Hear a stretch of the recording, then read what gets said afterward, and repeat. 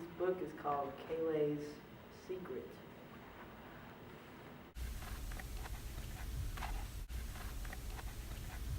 Grandmother Coco's hens laid their eggs in the strangest places.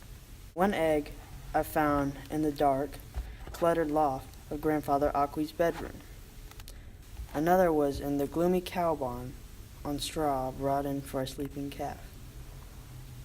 I came upon one more in a spidery corner of the outhouse near Aqua's coffee farm. Yet another lay on a cushion of leaves deep in a cluster of gnarled bamboo roots and stems. Carefully, I placed all the day's eggs into a gigantic checkered bowl in Grandmother Coco's bedroom. Coco smiled. "When the bowl is full, Jones, we'll take the eggs to the market, you and I."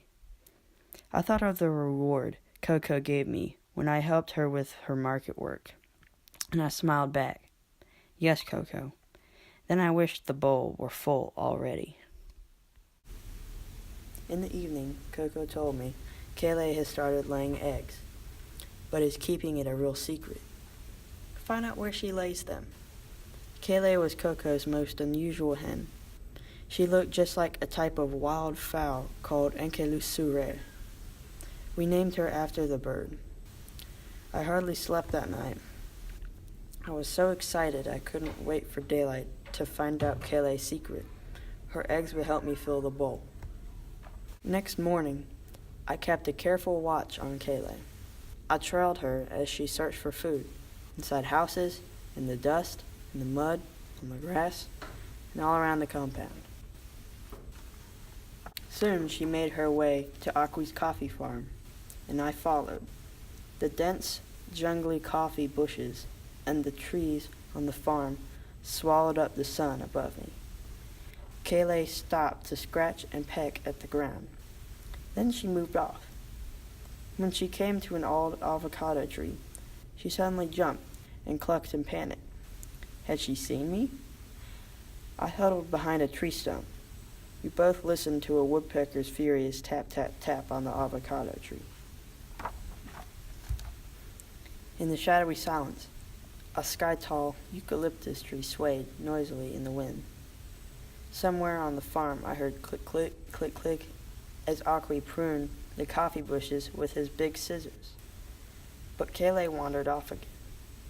We came to an arateti tree at the edge of the farm. Its massive trunk was covered with long, crawly vines. By the tree stood a shed that Aqua had built as a rain shelter. Its walls and roof of dried banana leaves rustled restlessly in the wind.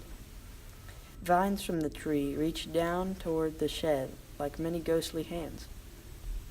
Kele made quiet, gurgling noises in the doorway. Then she went in.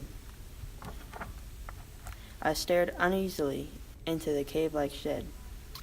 I wasn't afraid to clamber into Aqua's dark, cluttered loft. I wasn't afraid of the gloomy cow barn. I wasn't afraid of the spidery corners of the outhouse. I wasn't afraid to go in deep among the bamboo. But I had never gone into the creepy shed alone. I listened to the thump-thump of my heart and imagined the sound of Nanauner, a half-human, half-rock monster in Coco's bedtime stories. His stone leg drummed the earth as he came toward me from the shed. His robe of dried banana leaves flapped about. All at once, I heard a screech. Wings aflutter, Kele came out, streaking out of the shed, followed by a bat. The bat scraped against my cheek. I screamed. I fell to the ground, too terrified to move, with my heart pounding. I braced myself to meet Nanauner, but no one came out of the shed. I watched and waited. Aqua's scissors had stopped their click-click. Away in town, a car honked. Teet, teet. I heard people cheer wildly at a soccer game in the big stadium by the market. Suddenly, I wished I could go to the market soon. I crept slowly forward. I hesitated at the doorway. My eyes darted around the shed, which grew brighter as I got used to the dark.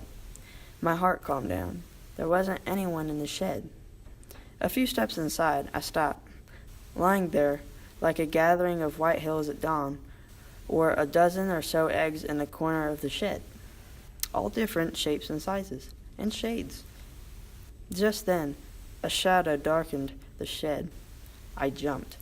"Look at that," Aqui remarked, gazing down at the eggs beside me.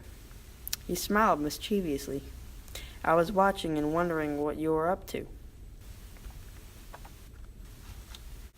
With Aqui's floppy hat, I brought the eggs safely home. "Good heavens, Jones!" Coco cried in amazement.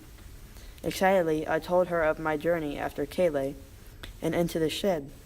Coco thanked me over and over and over for the eggs. "Lucky thing you found them before some greedy snake did."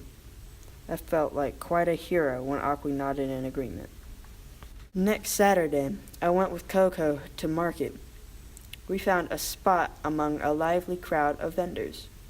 By noon, Coco had sold everything: the beans, bananas, sweet potatoes, nyafu, avocados, and dozens of eggs. She gave me 10 cents for helping, a thick red coin with a hole in the middle. "Buy yourself something, anything you want." I said, "Thank you, Coco," and headed toward a delicious-looking spread of rice cakes, mandazi dates, roasted peanuts, and fried cassava and fish. That night, Kele settled down to warm some of her eggs, which Coco had set aside for hatching. She sat in Coco's bedroom, in the special place we had prepared. Watching Kele in the dim light of a kerosene lamp, I imagined bowls and bowls of eggs, and days of going to the market. Coco and I. Kele closed her eyes in sleep. And quietly, Coco picked up the kerosene lamp, and I followed her softly to the kitchen for supper. The end.